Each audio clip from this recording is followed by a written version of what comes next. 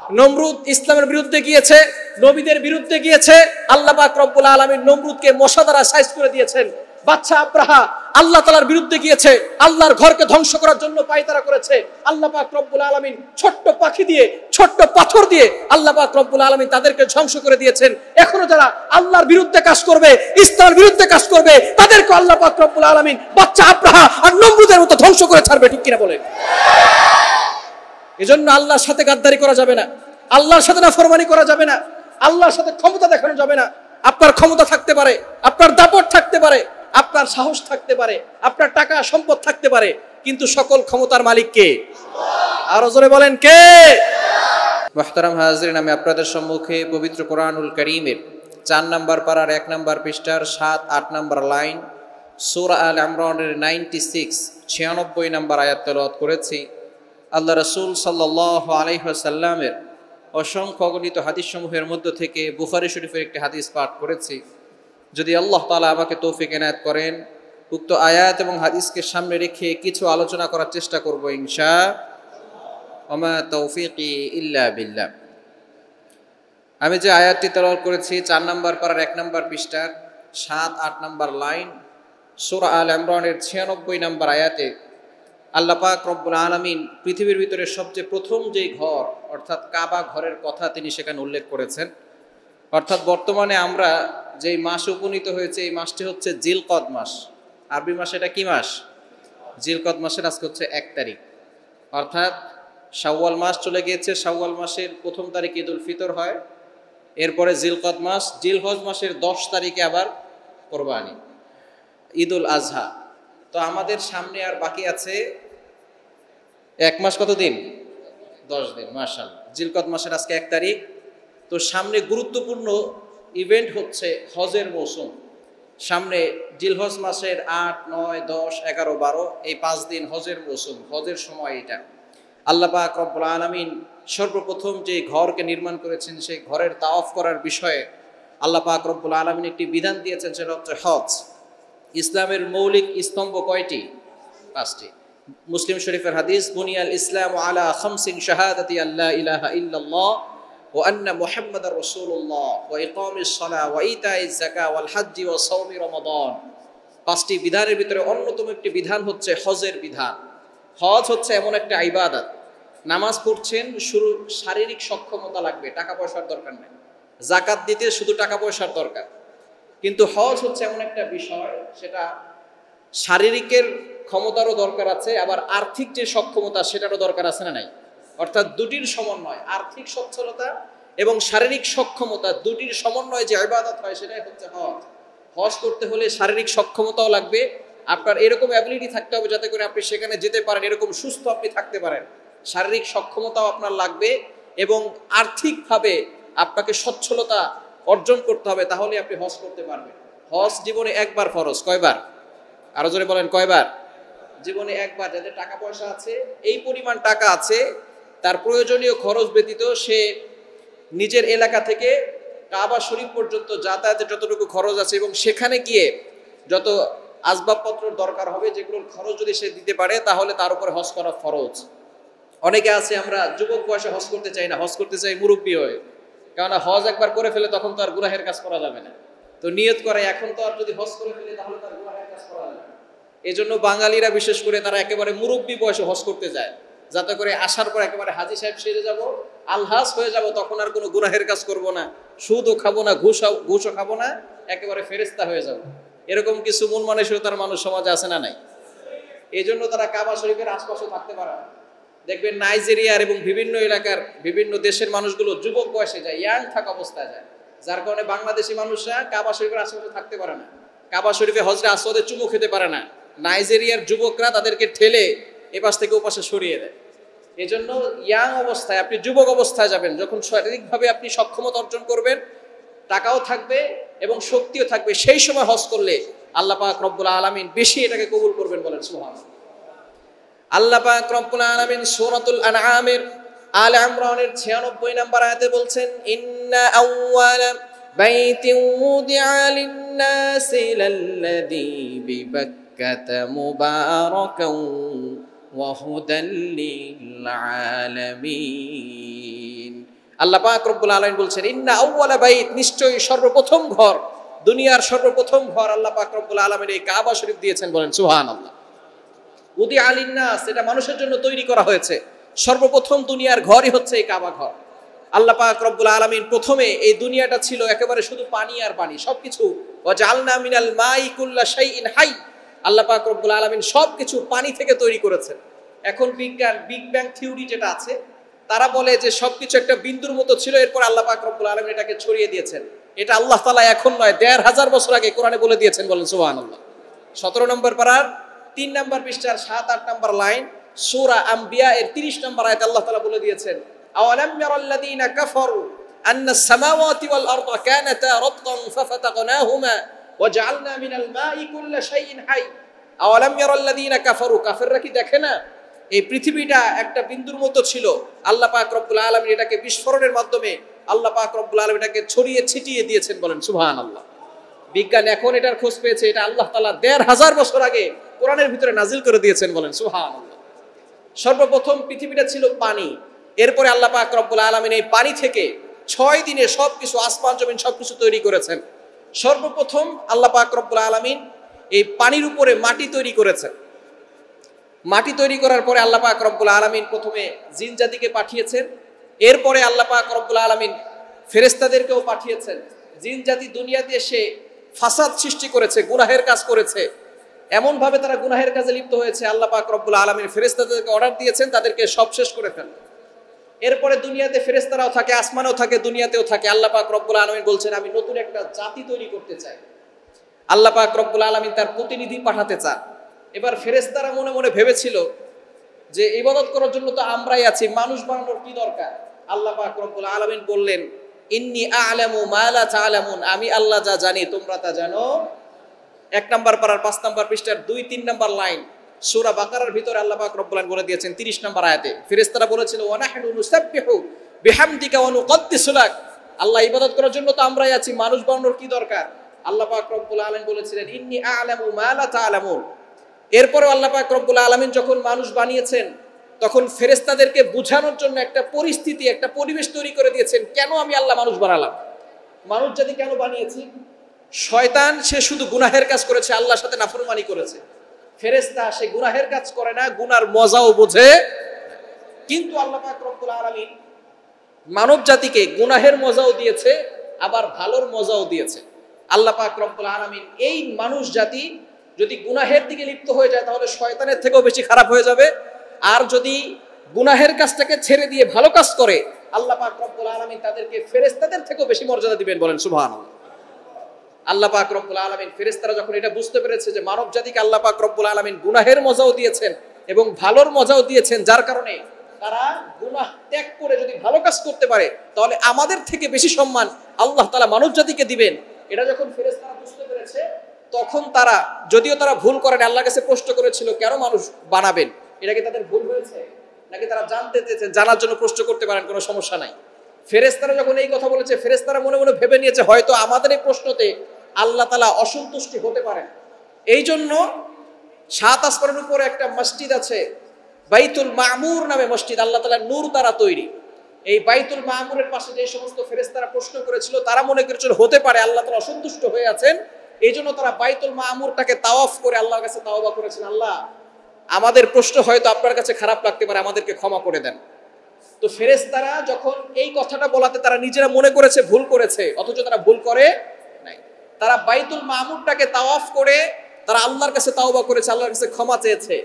তখন আল্লাহ পাক রব্বুল আলামিন মনে মনে চিন্তা করেছেন যেহেতু এই ফেরেশতারা বাইতুল মামুর তাওয়াফ করে আমি আল্লাহর কাছে তাওবা করেছে, দুনিয়াতে আমি আল্লাহ মানুষ পাঠাবো, এই মানুষও যখন ভুল কাজ করবে, যখন গুনাহের কাজ করবে তখন তো আমি আল্লাহর কাছে তাওবা করতে হবে, তারা কিভাবে করবে। এই জন্য আল্লাহ পাক রব্বুল আলামিন একেবারে বাইতুল মামুর থেকে সোজা দুনিয়াতে কাবা ঘর তৈরি করে দিয়েছেন, বলেন সুবহানাল্লাহ।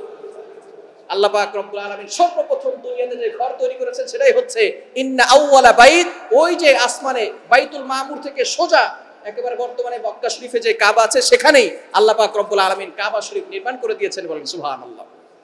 আদম আলাইহিস সালাম আসছেন, আদম আলাইহিস সালাম আল্লাহ পাক রব্বুল আলামিন বলছেন ওয়ালা তাকরাবা হাদিহিশ শাজারা, তোমরা ওই গাছের কাছেও যেও না। তখন শয়তান হাওয়া আলাইহিস সালামকে ধোঁকা দিয়েছিল। আল্লাহ পাক রব্বুল আলামিন আপনাদেরকে ওই গাছের সামনে কেন যদি নিষেধ করেছেন জানেন? কেননা যদি আপনারা ওই গাছ খেয়ে ফেলেন তাহলে আপনারা চিরস্থায়ীভাবে জান্নাতি হয়ে যাবেন। শয়তান ধোঁকা দিচ্ছে হাওয়া আলাইহিস সালাম। হাওয়া আলাইহিস সালাম এই ফল খেয়েছেন, শয়তানের ধোঁকায় পড়ে, এবং আদম আলাইহিস সালামকেও খাইয়েছেন, যার কারণে সাথে সাথে আল্লাহ পাক রব্বুল আলামিন তাদের জান্নাতের পোশাকগুলো খুলে দিয়েছেন, তাদেরকে আল্লাহ পাক রব্বুল আলামিন দুনিয়াতে পাঠিয়ে দিয়েছিলেন। হাওয়া আলাইহিস সালাম তাকে আল্লাহ তাআলা জেদ্দায় পাঠিয়েছেন, মক্কার জেদ্দায়, আর আদম আলাইহিস সালামকে আল্লাহ পাক রব্বুল আলামিন শ্রীলঙ্কায় পাঠিয়েছেন। এখনো শ্রীলঙ্কায় আদম আলাইহিস সালামের পায়ের ছাপ রয়েছে। এরপরে আল্লাহ পাক রব্বুল আলামিন এই দুইজনকে যখন আদম আলাইহিস সালাম দুনিয়াতে আসলেন, আল্লাহর কাছে তাওবা করলেন, রব্বানা যালামনা আনফুসানা ওয়া ইল্লাম তাগফির লানা ওয়া তারহামনা লানাকুনান্না মিনাল খাসিরিন। আল্লাহ পাক রব্বুল আলামিনের কাছে তাওবা করেছে এবং নবীজি সাল্লাল্লাহু আলাইহি সাল্লামের দোহাই দিয়ে আল্লাহর কাছে দোয়া করেছেন। আল্লাহ পাক রব্বুল আলামিন তার ভুলটাকে ক্ষমা করে দিয়েছেন, বলেন সুবহানাল্লাহ। এরপরে আরাফার ময়দানে তাদের দুইজনকে একত্রিত করেছেন, অর্থাৎ আরাফার ময়দানে আদম আলাইহিস সালাম এবং হাওয়া আলাইহিস সালাম দুইজনে একত্রিত হয়েছেন। এই জন্য এই জায়গাটাকে বলা হয় আরাফার ময়দান। আরাফা মানে হচ্ছে পরিচিত হওয়ার জায়গা, যেখানে পরিচিত হয়। আদম আলাইহিস সালাম আর হাওয়া আলাইহিস সালাম দুনিয়াতে আসার পরে সর্বপ্রথমে আরাফার ময়দানে পরিচিত হয়েছে। আদম আলাইহিস সালাম থাকাকালীন এই ঘর আছে নাকি নাই? কাবা শরীফ কি আছে? আল্লাহ পাক রব্বুল আলামিন ওই আগে থেকে কাবা শরীফ তৈরি করেছেন। আদম আলাইহিস সালাম আসছেন, তারপরে তার সন্তানরা আসছেন, সেখানে তাওয়াফ করেছেন।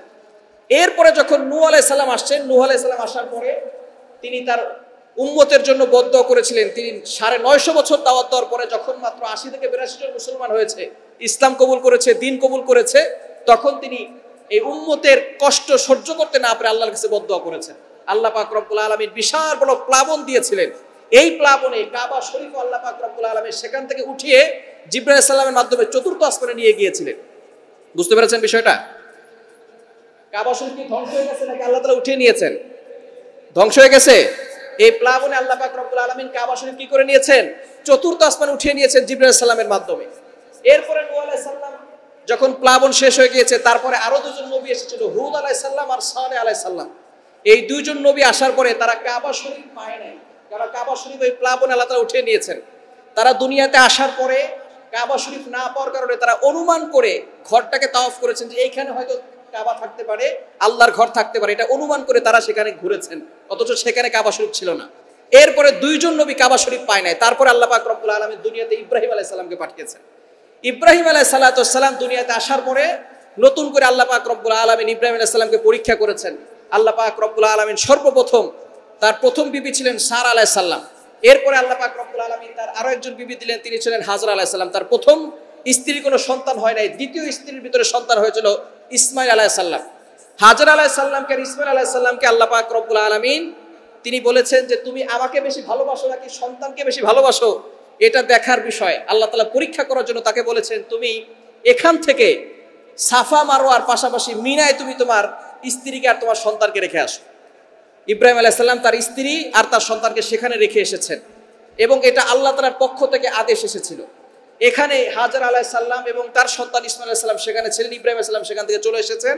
হাজরা আলাইহিস সালাম ইব্রাহিম আলাইহিস সালামকে জিজ্ঞেস করেছিলেন এটা কি আল্লাহর পক্ষ থেকে? বলে হ্যাঁ, এটা আল্লাহর পক্ষ থেকে, কেননা তিনিও তো নবীর স্ত্রী, তিনিও তো বুদ্ধিমান ছিলেন। সেখানে রেখে আসার পরে তার জন্য কিছু খাবার রেখেছিল, কিছু পানীয় ছিল, তরল খাবার ছিল। সেই খাবার যখন শেষ হয়ে গিয়েছে, এবার হাজরা আলাইহিস সালাম সেখান থেকে তার সন্তানের খাবারের জন্য, পানি যদি মা না খায়, মা যদি খাবার না পায়, তাহলে সন্তান স্তন থেকে দুধ পাবে।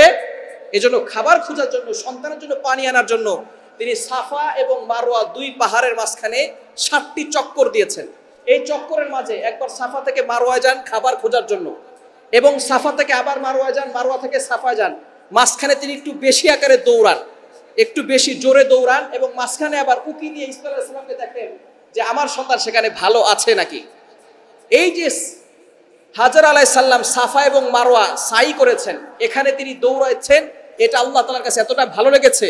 এখন হজের মৌসুমে হাজীদেরকে আল্লাহ পাক রব্বুল আলামিন এই আমলটা করা বাধ্যতামূলক ওয়াজিব করে দিয়েছেন, বলেন সুবহানাল্লাহ। এবং সাই নামক যে জায়গা রয়েছে সেখানে হাজরা আলাইহিস সালাম একটু বেশি দৌড় দিয়েছিলেন, যার কারণে যারা হাজী সাহেব হজ করতে যাবেন এই জায়গায় গিয়ে তাদেরকে একটু জোরে হাঁটতে হবে, একটু দৌড়ানোর মতো ভাব দিতে হবে, কারণ হাজরা আলাইহিস সালাম ওই সময় একটু দৌড়ানোর মতো কাজ করেছিলেন। এই জন্য এখনো হাজী সাহেবদেরকে সেখানে একটু দৌড়াতে হবে। এবং হাজরা আলাইহিস সালাম যখন 7 বার চক্কর দেওয়ার পরে কোনো খাবার পায় নাই, তখন তিনি ইসমাইল আলাইহিস সালামের কাছে এসে দেখলেন ইসমাইল আলাইহিস সালাম যেখানে পা দিয়ে নাড়াচাড়া করতেছেন সেখান থেকে আল্লাহ পাক রব্বুল আলামিন পায়ের নিচ থেকে একটা কূপ তৈরি করে দিয়েছেন, সেটাই হচ্ছে জমজমের কূপ। বলেন সুবহানাল্লাহ। সেখান থেকে পানি বের হওয়া শুরু হয়েছে।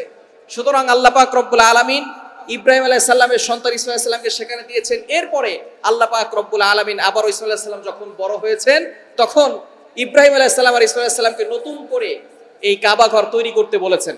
ইব্রাহিম আলাইহিস সালাম যখন আবারও সেখানে কাবা ঘর তৈরি করেছেন, তৈরি করার সময় এখানে একটা পাথর ছিল, যতটুকু সে হাত দিয়ে করতে পারে ততটুকু করেছে। এখন উপরে ওঠার জন্য আমাদের রাজমিস্ত্রি যারা আছে তারা অনেক সময় দেখা যাচ্ছে রশি দিয়ে উপরে ওঠে, অথবা কাঠ দিয়ে অথবা বাঁশ দিয়ে একটা মাছা তৈরি করে তারপর উপরের কাজ করে। ইব্রাহিম আলাইহিস সালাম তখন কি করবেন? আল্লাহ পাক রব্বুল আলামিন বললেন মাকামে ইব্রাহিম, একটা পাথর আছে, এখানে আপনি দাঁড়ান। আল্লাহ পাক রব্বুল আলামিন এই পাথরটাকে অটো লিফট করে দিয়েছেন। লিফট তো শুধু উপরে ওঠে আর নিচে নামে, আর এই পাথরটাকে আল্লাহ পাক রব্বুল আলামিন এমন ব্যবস্থা করেছিলেন, ইব্রাহিম আলাইহিস সালাম যখন এই পাথরের উপরে উঠতো সাথে সাথে পাথরটা ইব্রাহিম আলাইহিস সালাম যেখানে যেতে চাইতেন সেখানে পাথরটা নিয়ে যেত। বলেন সুবহানাল্লাহ। যদি ডান দিকে যেতে চাইতো পাথরটাকে ডান দিকে নিয়ে যেতেন, যদি বাম দিকে যেতে চাইতো পাথরটাকে বাম দিকে নিয়ে যেতেন। যখন উপরের কাজ করা শেষ হয়ে যেত পাথর সাথে সাথে ইব্রাহিম আলাইহিস সালামকে নিচে নিয়ে আসতো। এই পাথর এখনো কাবা শরীফে আছে, মাকামে ইব্রাহিম। এই পাথরটাকে দেখবেন কাবা শরীফের পাশে, পাথরটাকে কাবা শরীফে এখনো সেখানে আছে এবং ইব্রাহিম আলাইহিস সালামের পায়ের ছাপও সেখানে আছে। যারা হজ করতে যাবেন আল্লাহ পাক রব্বুল আলামিন আমাদের সকলকে হজ করার তৌফিক দান করেন, সকলে বলেন আমিন। সেখানে দেখবেন ইব্রাহিম আলাইহিস সালামের পায়ের ছাপ এখন আছে। এখানে কি আল্লাহ পাক রব্বুল আলামিন একটা আয়াত নাজিল করে দিয়েছেন, অত্তাখিদু মিন মাকামি ইব্রাহিম মুসাল্লা। যখন মাকাম ইব্রাহিমে পৌঁছাবে তখন তুমি অবশ্যই 2 রাকাত নামাজ পড়বে, সালাত আদায় করবে এবং আল্লাহর কাছে তাওবা করবে, আল্লাহ পাক রব্বুল আলামিনের কাছে ক্ষমা প্রার্থনা করবে। সেই ছাপ, সেই নিদর্শন এখনো রয়েছে। সুতরাং সর্বপ্রথম পৃথিবীর ঘর হচ্ছে কোনটা? কাবা ঘর। আল্লাহ পাক রব্বুল আলামিন বলছেন ইন্না আউওয়ালা বাইতি উদিআ লিন-নাস, এটা মানুষের জন্য তৈরি করা হয়েছে, ইবাদতের জন্য। এরপর ইব্রাহিম আলাইহিস সালাম যখন ঘর নির্মাণ করলেন, এখন আল্লাহ পাক রব্বুল আলামিন বললেন সকল হাজীদেরকে তুমি এটা সুসংবাদ দিয়ে দাও, তাদের সকলকে তুমি মানুষের কাছে পৌঁছে দেওয়ার জন্য একটা ঘোষণা করে দাও। ইব্রাহিম আলাইহিস সালাম তখন মানুষের কাছে ঘোষণা করলেন। ঘোষণা করার আগে ইব্রাহিম আলাইহিস সালাম বলেছেন আমি তো এখানে একা আছি, আশেপাশে মানুষ কম আছে, সারা পৃথিবীর মানুষ কিভাবে জানবে?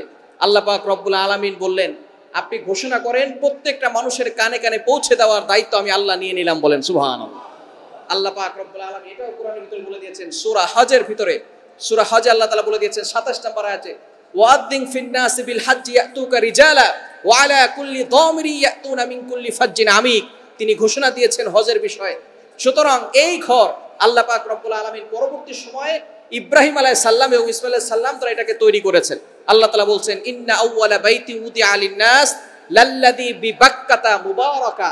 এটা বাক্কায় অবস্থিত, কিন্তু আমরা জানি সেটা কি বাক্কা না মক্কা, কিন্তু আল্লাহ তাআলা বলছেন বাক্কা। বাক্কা কেন? তাফসীর কিতাবের ভিতরে তাফসীরে বাইজবী, তাফসীর ইবনে কাসিরের ভিতরে এখানে 19টা কারণ লিখেছে আল্লাহ পাক রব্বুল আলামিন বাক্কা কেন দিয়েছেন। বাক্কার অন্যতম একটি কারণ হচ্ছে এই ঘর যে ধ্বংস করতে আসবে আল্লাহ পাক রব্বুল আলামিন তাকেই ধ্বংস করে দিবেন। বলেন সুবহানাল্লাহ। অর্থাৎ এই ঘর কেউ ধ্বংস করতে পারবে। নবীজি সাল্লাল্লাহু আলাইহি ওয়াসাল্লামের যেদিন দুনিয়াতে আসবেন তার 50 অথবা 55 দিন আগে বাদশা আব্রাহা এই কাবা শরীফকে ধ্বংস করার জন্য প্রস্তুত হয়েছিল। বাদশা আব্রাহা কাবা শরীফকে ধ্বংস করে দিবেন।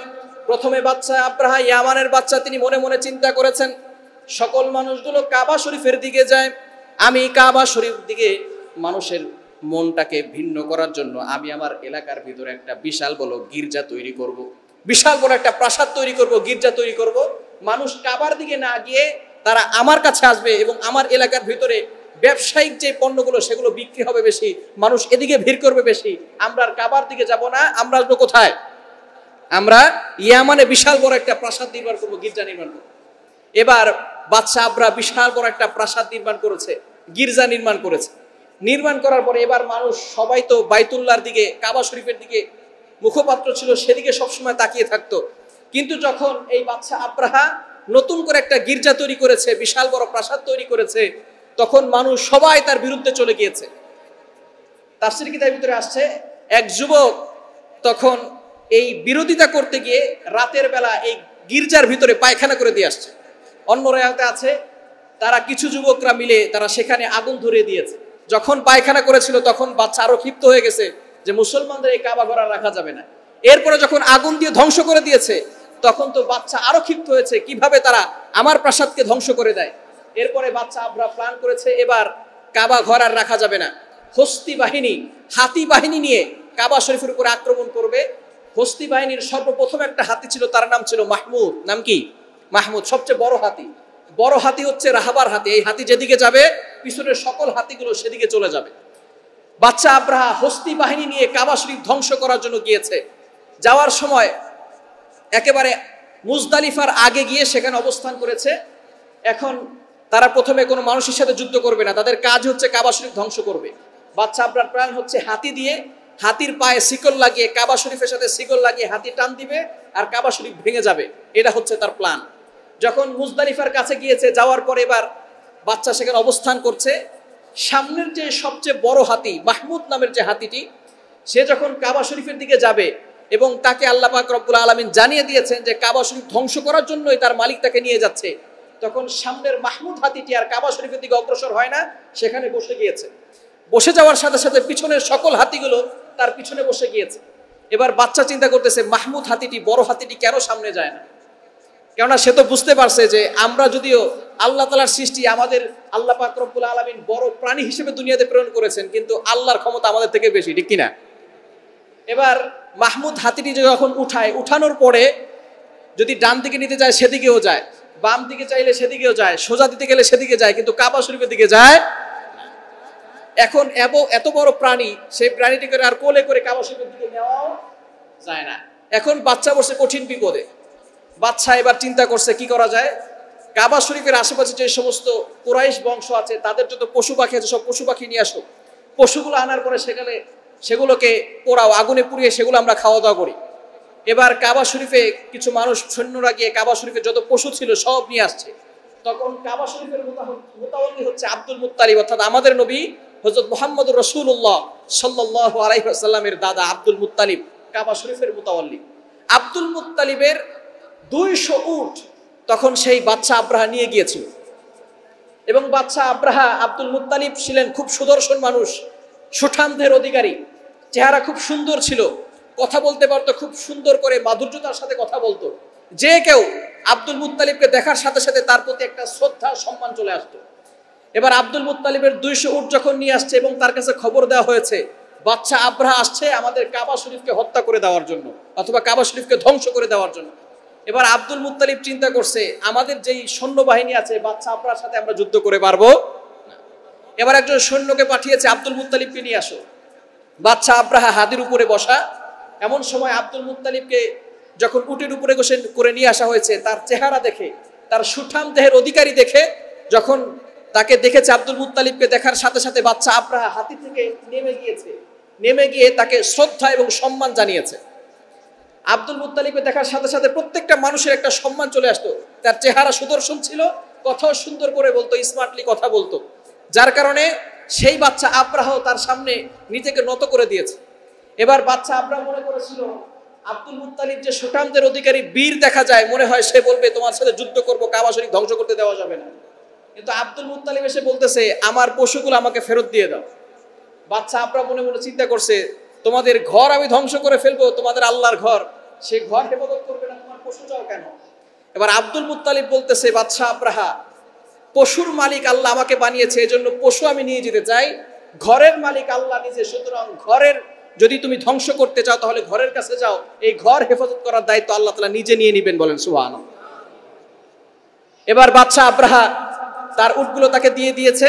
উটগুলো দিয়ে দেওয়ার পরে ওই দিন রাতে, পরের দিন কাবা শরীফে আক্রমণ করবে। ওই দিন রাতে আব্দুল মুত্তালিব আর সকল সন্তানরা মিলে কাবা শরীফের পাশে, কাবা শরীফের গেলাপ ধরে আল্লাহর কাছে দোয়া করেছে, আল্লাহ তোমার ঘর, আমাদের এই পরিমাণ শক্তি নাই এই ঘরকে হেফাজত করার, আয় আল্লাহ তোমার ঘর, তুমি হেফাজত করো, এই ঘরকে আমরা সম্মান জানাই, এই ঘরকে আমরা সম্মান করি, কিন্তু আমাদের এই পরিমাণ শক্তি নাই, এই ঘরকে আমরা হেফাজত করব। আল্লাহ পাক রব্বুল আলামিন পরের দিন এই দোয়া তারা যখন করেছে, করার পরে তারা সেখান থেকে চলে গিয়েছে এবং আবু তালেব অন্যান্য সন্তানরা বলেছে আমরা এখান থেকে চলে যাব সাফা পাহাড়ের কাছে এবং পাহাড়ে উঠে দেখবো আল্লাহর ঘর আল্লাহ কিভাবে হেফাজত করেন, যেহেতু আমরা এখান থেকে চলে যাব। তারা সকলে সেখান থেকে চলে গিয়ে সাফা পাহাড়ে গিয়েছে। পরের দিন সকালবেলা যখন বাচ্চা আব্রাহা হস্তি বাহিনী নিয়ে এই কাবা শরীফের উপরে আক্রমণ করবে, আল্লাহ পাক রব্বুল আলামিন এই ব্যাপারে একটা সূরা নাযিল করে দিয়েছেন, সূরাতুল ফিল। আছে না নাই? আলাম তারা কাইফা ফাআলা রাব্বুকা বিআসহাবিল ফিল আলাম ইয়াজআল কাইদাহুম ফি তাদলিল ওয়া আরসালা আলাইহিম তায়রান আবাবিল। যখন হস্তি বাহিনী এসেছে কাবা শরীফকে ধ্বংস করার জন্য, আরসালা আলাইহিম তায়রান আবাবিল, আল্লাহ পাক রব্বুল আলামিন ঝাঁকে ঝাঁকে পাখি পাঠিয়ে দিয়েছেন। আমরা জানি সেই পাখির নাম আবাবিল, তাই না? আবাবিল পাখির নাম না, আবাবিল মানে হচ্ছে ঝাঁকে ঝাঁকে পাখি। কিন্তু আমরা শুনে আসছি আবাবিল কি পাখির নাম। আবাবিল আসলে পাখির নাম না, আবাবিল মানে কি ঝাঁকে ঝাঁকে পাখি। আল্লাহ পাক রব্বুল আলামিন ছোট্ট ছোট্ট পাখি পাঠিয়ে দিয়েছেন। এমন ভাবে পাখি আসমান থেকে এসেছে, কেমন যেন মেঘলা হয়ে গেছে, দুনিয়া অন্ধকার হয়ে গেছে। ছোট্ট ছোট্ট পাখির কাছে আল্লাহ পাক রব্বুল আলামিন 3টি করে পাথর দিয়েছেন। ছোট্ট পাথর, মুসুরির যে ডাউল আছে এই ডাউলের মতো পাথর, একটা মুখে আর দুইটা পায়ের সাথে আল্লাহ পাক রব্বুল আলামিন দিয়েছেন। যদিও পাথর ছোট এবং পাখিও ছোট, কিন্তু এই ছোট পাথরের সাথে শক্তি আছে কার? আরো জোরে বলেন কার? উপর থেকে এটা মিসাইলের মতো এমন ভাবে পাখিরা যখন কারো উপরে তাক করে একটা পাথর নিক্ষেপ করে, যদি কোনো মানুষের উপরে পাথর পড়ে সেই মানুষের পাথরটা মাথাকে ভেদ করে এবং সকল শরীর ভেদ করে নিচ থেকে পড়ে যায়। যদি হাতির উপরে কোনো পাথর পড়ে, ছোট্ট পাথর, সাথে সাথে উপর থেকে পড়ে এটা ছিদ্র হয়ে নিচের সমস্ত কিছু ছিদ্র করে নিচ থেকে সেই পাথর নিচে পড়ে যায়। সুবহানাল্লাহ বলতে পারলেন না? পাখি যদিও ছোট কিন্তু শক্তিকার, মশা যদিও ছোট কিন্তু শক্তিকার। নমরুদ সন্ত্রাস ছিল, আব্রাহা সন্ত্রাস, আল্লাহর ঘরকে ধ্বংস করতে এসেছে। আল্লাহ পাক রব্বুল আলামিন ছোট্ট পাখি পাঠিয়ে দিয়েছেন। এই পাখির ভিতরে আল্লাহ পাক রব্বুল আলামিন ছোট্ট ছোট্ট পাথর দিয়েছেন। এই পাথর এমন ভাবে তাদের উপরে বর্ষিত হয়েছে, আল্লাহ পাক রব্বুল আলামিন পরবর্তী আয়াতে বলে দিয়েছেন, ফাজআলাহুম কাআসফিম মাকুল। গরু যেভাবে, উট যেভাবে ঘাস খায়, চর্বিত ঘাস যেভাবে হয়ে যায়, সকল সৈন্য এবং সকল হাতির অবস্থা সেরকম চাবানো ঘাসের মতো হয়ে গিয়েছিল, চর্বিত ঘাসের মতো হয়ে গিয়েছিল। এই বাচ্চা আব্রার হাতে একটা পাথর পড়েছিল, হাত পচে গিয়েছে, পরবর্তী সময় সেখান থেকে পালিয়েছে, হাত পচে গিয়েছে, পরবর্তী সময় তার শরীরে পচন ধরেছে, কলিজা ফেটে তারপরে দুনিয়া থেকে বিদায় নিয়েছে। আল্লাহ পাক রব্বুল আলামিনের এই ঘরকে ধ্বংস করার জন্য যারাই আসবে তাদেরকে আল্লাহ পাক রব্বুল আলামিন ধ্বংস করবেন। এজন্যই আল্লাহ পাক রব্বুল আলামিন বলে দিয়েছেন লাল্লাযী বিবাক্কা, মক্কার জায়গায় আল্লাহ তাআলা বাক্কা বলেছেন। আল্লাহ তাআলা এটাই বোঝাতে চেয়েছেন এই ঘর যারাই ধ্বংস করতে আসবে তাদেরকে ধ্বংস করবেন কে? আর নমরুদ ইসলামের বিরুদ্ধে গিয়েছে, নবীদের বিরুদ্ধে গিয়েছে, আল্লাহ পাক রব্বুল আলামিন নমরুদকে মশা দ্বারা সাইজ করে দিয়েছেন। বাচ্চা আব্রাহা আল্লাহ তাআলার বিরুদ্ধে গিয়েছে, আল্লাহর ঘরকে ধ্বংস করার জন্য পায়তারা করেছে। আল্লাহ পাক রব্বুল আলামিন ছোট্ট পাখি দিয়ে, ছোট্ট পাথর দিয়ে আল্লাহ পাক রব্বুল আলামিন তাদেরকে ধ্বংস করে দিয়েছেন। এখনো যারা আল্লাহর বিরুদ্ধে কাজ করবে, ইসলামের বিরুদ্ধে কাজ করবে, তাদেরকে আল্লাহ পাক রব্বুল আলামিন বাচ্চা আব্রাহা আর নমরুদের মতো ধ্বংস করে ছাড়বে। ঠিক কিনা বলেন? এজন্য আল্লাহর সাথে গাদ্দারি করা যাবে না, আল্লাহর সাথে নাফরমানি করা যাবে না, আল্লাহর সাথে ক্ষমতা দেখানো যাবে না। আপনার ক্ষমতা থাকতে পারে, আপনার দাপট থাকতে পারে, আপনার সাহস থাকতে পারে, আপনার টাকা সম্পদ থাকতে পারে, কিন্তু সকল ক্ষমতার মালিক কে? আরো জোরে বলেন কে? আল্লাহ পাক রব্বুল আলামিন বাচ্চা আব্রাহাকে ধ্বংস করে দিয়েছেন। এজন্য আল্লাহ তাআলা বলেছেন লাল্লাযী বিবাক্কা, এটা হচ্ছে যারাই এই ঘরকে ধ্বংস করতে আসবে আল্লাহ পাক রব্বুল আলামিন তাদেরকেই ধ্বংস করে দিবেন।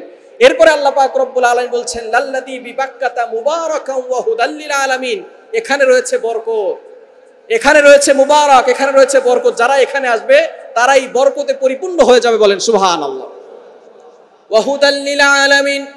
এরপরে আল্লাহ পাক রব্বুল আলামিন বলে দিলেন সমস্ত জাতির জন্য এই ঘরটাকে আমি আল্লাহ তাআলা হেদায়েতের জন্য তৈরি করে দিয়েছি, বলেন সুবহানাল্লাহ।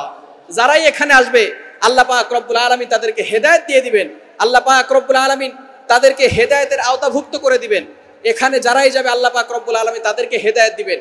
এরপরে আল্লাহ পাক রব্বুল আলামিন বলছেন ফিহি আয়াতুম বাইয়িনাত, সূরা আল ইমরানের 97 নম্বর আয়াত, 4 নম্বর পারার 1 নম্বর পৃষ্ঠার 9-10 নম্বর লাইন, সূরা আল ইমরানের 96-97 নম্বর আয়াত আল্লাহ তাআলা বলছেন ফিহি আয়াতুম বাইয়িনাতুম মাকামু ইব্রাহিম, এখানে বিভিন্ন নিদর্শন রয়েছে। আল্লাহ পাক রব্বুল আলামিন বলছেন বিভিন্ন নিদর্শন এখানে রয়েছে। তার ভিতরে অন্যতম একটি নিদর্শন আল্লাহ তাআলা নিজেই বলছেন ফিহি আয়াতুম বাইয়িনাতুম মাকামু ইব্রাহিম, এখানে মাকাম ইব্রাহিম আছে। ইব্রাহিম আলাইহিস সালাম যে পাথর দিয়ে এটাকে তৈরি করেছিলেন সেই নিদর্শন আল্লাহ পাক রব্বুল আলামিন এখনো রেখে দিয়েছেন, বলেন সুবহানাল্লাহ। এটা হচ্ছে আল্লাহ তাআলার নিদর্শন। এরপরে জমজম কূপ, এটাও আল্লাহ পাক রব্বুল আলামিনের একটি নিদর্শন। জমজম কূপ, এখানে গেলে এই যে পানিটা জমজমের পানি, অসুস্থ ব্যক্তি যদি সুস্থতার নিয়ত করে খায়, আল্লাহ পাক রব্বুল আলামিন তাকে সুস্থতার নিয়ামত দান করে দেন, বলেন সুবহানাল্লাহ। জমজমের পানি খাবেন, যারা যায় তাদের কাছ থেকে দরকার চেয়ে নেবেন। জমজমের পানি আপনি অন্য পানির সাথে মিশ্রণ করেও যদি যেই নিয়ত করে খান, আল্লাহ পাক রব্বুল আলামিন সেই নিয়তটাকে কবুল করে নেবেন, বলেন সুবহানাল্লাহ। এখানে আল্লাহ পাক রব্বুল আলামিন বিভিন্ন নিদর্শন দিয়েছেন। ফিহি আয়াতুম বাইয়িনাতুম মাকামু ইব্রাহিম ওয়া মান দাখালাহু কানা আমিনা। আল্লাহ পাক রব্বুল আলামিন এরপরে বলছেন, যারাই এই ঘরের ভিতরে প্রবেশ করবে আল্লাহ পাক রব্বুল আলামিন তাকে নিরাপত্তা দান করে দিবেন, বলেন সুবহানাল্লাহ। এই ঘরের ভিতরে যারাই প্রবেশ করবে তাদেরকে নিরাপত্তা দিবেন কে? অর্থাৎ এই ঘরের ভিতরে যারাই ঢুকবে তাদেরকে নিরাপত্তা দিতে হবে। এবং আল্লাহ পাক রব্বুল আলামিন নিজেও বলে দিয়েছেন, তবে কোনো খুনিও যদি সেখানে ঢুকে যায় সেখানে সে মসজিদে নিরাপত্তা পাবে, কোনো পুলিশ সেখান থেকে তাকে অ্যারেস্ট করে নিয়ে যেতে পারবে না। হ্যাঁ, সেখানে নিরাপত্তা রয়েছে, তবে যদি এমন কোনো ব্যক্তি সেখানে ঢুকে যায় যে মানুষকে হত্যা করতেছে, তাকে সেখানে হত্যাও করা যাবে, কেননা সেখানে নিরাপত্তা দরকার। সে মানুষকে হত্যা করতেছে মানুষের নিরাপত্তার জন্য, তাকে কি করা যাবে, কি করতে হবে? সেখান থেকে বিদায় করার জন্য সেই শাসন ব্যবস্থা সেখানে কায়েম করতে হবে। সেখানে কবুতর থাকলে কবুতরকে হত্যা করা যাবে না, কবুতরের জন্য নিরাপত্তা রয়েছে। সেখানে পাখি আসলে পাখিকেও হত্যা করা যাবে না, পাখির নিরাপত্তা রয়েছে। যেই সেখানে ঢুকবে আল্লাহ তাআলা বলছেন ওয়ামান দাখালাহু কানা আমিনা। আল্লাহ তাআলা জানিয়ে দিয়েছেন যেই ঘরের ভিতরে প্রবেশ করবে আল্লাহ পাক রব্বুল আলামিন তাকে নিরাপত্তা দিবেন। হ্যাঁ, যদি আপনার লালন পালন করা যদি কোনো পশু থাকে, অর্থাৎ আপনি একটা কবুতর পালন করেন অথবা একটা মুরগি পালন করেন, সেখানে নিয়ে গেছেন, সেটা আপনার পালনকৃত। কিন্তু যেটা বন্য, অর্থাৎ এই যে কবুতরগুলো যেখানে আছে দেখবেন কেউ ধরে না, তাদেরকে আরো খাবার দিচ্ছে, এটা ধরা নিষেধ, কারণ আল্লাহ পাক রব্বুল আলামিন জানিয়ে দিয়েছেন তাদেরও নিরাপত্তা রয়েছে, পশু পাখিরও নিরাপত্তা রয়েছে, আল্লাহ পাক রব্বুল আলামিন মানুষদেরকেও নিরাপত্তা দিচ্ছেন। এরপরে আল্লাহ তাআলা বলছেন ওয়ালিল্লাহি আলান নাসি হিজ্জুল বাইত মান ইসতাতা ইলাইহি সাবিলা। আল্লাহ পাক রব্বুল আলামিন যাদেরকে সামর্থ্য দিয়েছেন, যাদের অ্যাবিলিটি আছে, তারা সেখানে যাবে হজ করার জন্য, কাবা ঘর তাওয়াফ করার জন্য। এজন্য যেহেতু সামনে হজ, পবিত্র একটি বিধান, যাদের টাকা পয়সা আছে, অ্যাবিলিটি আছে, যদি ইয়াং বয়সে টাকা পয়সা চলে আসে, আপনি হজ করতে যান, হজ করেন। মুরব্বিকালে করব, এরপরে আমাকে আলহাজ বলবে, হাজি সাহেব বলবে, এই বলবে সেই বলবে, এটা বলার জন্য নয়। আপনি হজ করবেন কার জন্য? আরো জোরে বলেন, কার জন্য? আল্লাহকে সন্তুষ্ট করার জন্য। যারা টাকা পয়সা থাকা সত্ত্বেও, শারীরিক সক্ষমতা থাকা সত্ত্বেও যারা হজ করতে যায় না, নবীজি সাল্লাল্লাহু আলাইহি সাল্লাম বলেছেন সে ইহুদি হয়ে মরুক অথবা নাসারা হয়ে মরুক অথবা খ্রিস্টান হয়ে মরুক, তাতে আমাদের কোনো আপত্তি নাই, আমাদের কোনো জিম্মাদারি নাই। অর্থাৎ সে ইহুদি হয়ে মরুক, খ্রিস্টান হয়ে মরুক আর মুশরিক হয়ে মরুক, সে বিষয়ে নবীজি সাল্লাল্লাহু আলাইহি ওয়াসাল্লাম কোনো আপত্তি করবেন না। অর্থাৎ তার ব্যাপারে নবী সাল্লাল্লাহু আলাইহি ওয়াসাল্লাম সকল জিম্মাদারি ছেড়ে দিয়েছেন। এজন্য যাদের অ্যাবিলিটি আছে, যেখানে নবীজি সাল্লাল্লাহু আলাইহি সাল্লামের কাছে কোরআন নাজিল হয়েছে, যেই জায়গাগুলোতে নবীজি সাল্লাল্লাহু আলাইহি ওয়াসাল্লাম হেঁটেছেন, সেই জায়গাগুলো কতটা বরকতময় হতে পারে, এজন্য আমরা অবশ্যই সেখানে যাওয়ার চেষ্টা করব। পারবো তো ইনশাআল্লাহ? এখন থেকে প্ল্যান করবেন, নিয়ত করে রাখবেন। নিয়ত করতে তো টাকা পয়সা লাগে না, নিয়ত করবেন যে আল্লাহ আমার জন্য যাতে করে সহজ হয়ে যায়। আপনি এখন থেকে টাকা পয়সা জমান, অ্যাবিলিটি না থাকলে টাকা পয়সা জমাতে থাকেন, হজ করার সামর্থ্য না থাকলে উমরা করে আসেন। যেখানে নবী সাল্লাল্লাহু আলাইহি সাল্লাম আছেন সেখানে আপনি একটা সময়ের মুহূর্তে যাবেন, সেখানে যাওয়ার জন্য আপনার দিলটা পাগল পারা হয়ে থাকবে। এজন্য সবসময় নামাজের পরে দোয়া করবেন, আল্লাহ আমাকে হজ করার জন্য কবুল করো, উমরার জন্য কবুল করো, মাকবুল হজ আদায় করার তৌফিক দাও। কারণ নবীজি সাল্লাল্লাহু আলাইহি সাল্লাম জানিয়ে দিয়েছেন, বুখারী শরীফের হাদিস, যে ব্যক্তি হজ করতে গেল হালাল টাকা দিয়ে, হারাম টাকা দিয়ে নয়, যে ব্যক্তি হালাল টাকা দিয়ে হজ করতে গেল এবং সকল গুনাহ থেকে বেঁচে থাকলো, কোনো গালিগালাজ করলো না, গুনাহের কাজ করলো না, হারাম কাজ করলো না, আল্লাহ পাক রব্বুল আলামিন গুফিরা লাহু মা তাকাদ্দামা মিন যামবি, all previous sins will be forgive, তার পিছনে সকল গুনাহ আল্লাহ পাক রব্বুল আলামিন ক্ষমা করে দিবে, বলেন সুবহানাল্লাহ। রজা কায়াউমি ওয়ালাদাতহু উম্মু, একজন সন্তান দুনিয়াতে যেভাবে তার মায়ের গর্ভ থেকে আসে, কোনো গুনাহ থাকে না, মাসুম বাচ্চা হয়ে আসে, আল্লাহ পাক রব্বুল আলামিন যে হজ করতে আসবে, হজ করে আসবে, তাদেরকেও একেবারে নিষ্পাপ বাচ্চাদের মতো কবুল করে নিবে, বলেন সুবহানাল্লাহ। এজন্য যাদের টাকা পয়সা আছে, অ্যাবিলিটি আছে, হজ করতে যাবো তো ইনশাআল্লাহ। গুরুত্বপূর্ণ একটি বিধান হচ্ছে হজ করা। এই হজের কিছু শিক্ষা রয়েছে। হজের 1 নাম্বার শিক্ষা হচ্ছে ঐক্যের শিক্ষা। 1 নাম্বার কিসের শিক্ষা? ঐক্যের শিক্ষা। সকল মানুষ, বিশ্ব মুসলিমের কেমন যেন একটা বার্ষিক মিলন মেলা, সকলে সেখানে চলে যায় এবং সেখানে গিয়ে সকলে একত্রিত হয়, কেমন যেন সকল মুসলমান একত্রিত হয়েছে হজের সময়, সকল মুসলমান এক হয়ে যায়। এজন্য ঐক্যের শিক্ষা দিচ্ছে হজ থেকে। আমরা যাতে করে ঐক্য অবলম্বন করতে পারি, ঐক্য যাতে করে আমাদের ভিতরে থাকে, আমরা যাতে ঐক্যবদ্ধ হতে পারি, আল্লাহ পাক রব্বুল আলামিন পবিত্র কোরআনুল কারীমের ভিতরে নিজে বলে দিয়েছেন।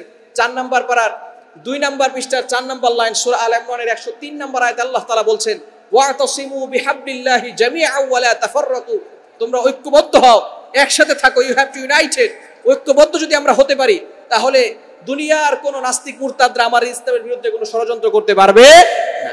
এক নাম্বার হজের শিক্ষা হচ্ছে ঐক্যের শিক্ষা। দ্বিতীয় নাম্বার হচ্ছে সমতার শিক্ষা। ইসলামে সাদা কালায় কোনো পার্থক্য করে না। There is no difference between a black and white, upper and lower. ইসলামে সাদা কালায় কোনো পার্থক্য নাই, ইসলামে ধনী গরিবের কোনো পার্থক্য নাই। এই হজের সময় সকল মানুষ একসাথে যায়। বাদশাও যেই কাপড় পরবে, প্রজাও সেই কাপড় পরবে, ধনীও যেই কাপড় পরবে, গরিবও সেই একই কাপড় পরবে। দুইটা কাপড় আল্লাহ পাক রব্বুল আলামিন নির্ধারিত করে দিয়েছেন। ধনী হোক আর গরিব হোক, সকলে একই কাপড় পরবে এবং সেটার দ্বারা অন্য কোনো কাপড় পরা যাবে না, নিচে কোনো গেঞ্জিও পরা যাবে না এবং নিচে কোনো হাফ প্যান্টও পরা যাবে না, উপরে শুধু দুইটা কাপড় থাকবে। আল্লাহ পাক রব্বুল আলামিন এই বিধান দিয়েছেন। সকল গরিব মুসলমান এবং বড়লোক মুসলমান সকলে একাকার হয়ে যাবে। সমতার শিক্ষা আল্লাহ পাক রব্বুল আলামিন দিয়েছেন। নামাজে আল্লাহ পাক রব্বুল আলামিন একই শিক্ষা দিচ্ছেন। নামাজের প্রথম কাতারে বড় লোকরা দাঁড়াবে, দ্বিতীয় কাতারে ছোট লোকরা দাঁড়াবে, এরকম কোনো বিধান ইসলামে নাই। এক কাতারে রিকশা চালকও দাঁড়াতে পারে, মুচিও দাঁড়াতে পারে, সরকারও দাঁড়াতে পারে, এমপিও দাঁড়াতে পারে, মন্ত্রীও দাঁড়াতে পারে। সুতরাং ইসলাম হচ্ছে এমন একটা বিধান, এখানে সাদা কালায় কোনো পার্থক্য। এজন্য হজ আমাদেরকে শিক্ষা দেয় সমতার শিক্ষা, ভাই ভাই হয়ে যেতে হবে। তৃতীয় নাম্বার শিক্ষা হচ্ছে ভ্রাতৃত্বের শিক্ষা। ভ্রাতৃত্বের বন্ধনে আবদ্ধ হয়ে যেতে হবে। যেহেতু সেখানে সবাই এক বাক্যে এক সুরে বলে লাব্বাইক আল্লাহুম্মা লাব্বাইক, লাব্বাইক লা শারীকা লাকা লাব্বাইক, ইন্নাল হামদা ওয়ান নি'মাতা লাকা ওয়াল মুলক লা শারীকা লাক। সকলে অন্য কোনো উচ্চারণ নাই, অন্য কোনো দোয়া নাই, তাওয়াফ করবে শুধু এক বাক্য দিয়ে। এখানে ভিন্ন কোনো দোয়া নাই, সকলে এক বাক্যে এক সেটে এক কাপড়ে সকলের এক উচ্চারণ লাব্বাইক আল্লাহুম্মা লাব্বাইক। এজন্য সমতার শিক্ষা দিয়ে আল্লাহ পাক রব্বুল আলামিন হজের শিক্ষা দিয়ে মানুষদেরকে বোঝাতে চাচ্ছেন, অবশ্যই তোমাদেরকেও এই হজ করে আসার পরেও ভাই ভাই একত্রিত হয়ে যেতে হবে। পারবো তো ইনশাআল্লাহ? পারা যাবে তো ইনশাআল্লাহ? এজন্য এই হজের শিক্ষা থেকে শিক্ষা নিয়ে আমরা ঐক্যের বন্ধনে আবদ্ধ হব, ভ্রাতৃত্বের বন্ধনে আবদ্ধ হব এবং সকল ভেদাভেদ ভুলে গিয়ে আমরা সকলে একত্রিত হয়ে যাব। এটাই হচ্ছে ইসলামের শিক্ষা। আল্লাহ পাক রব্বুল আলামিন আমাদের সকলকে গুরুত্বপূর্ণ একটি বিধান, হজের বিধানটাকে যাদের অ্যাবিলিটি আছে পরিপূর্ণভাবে সুন্দরভাবে হজ করার তৌফিক দান করেন। সকলে বলেন আমিন। যাদের অ্যাবিলিটি নাই আল্লাহ পাক রব্বুল আলামিন তাদেরকেও টাকা পয়সা দিয়ে যাতে করে কাবা ঘরে যেতে পারে সেই তৌফিক দান করেন। সকলে বলেন আমিন।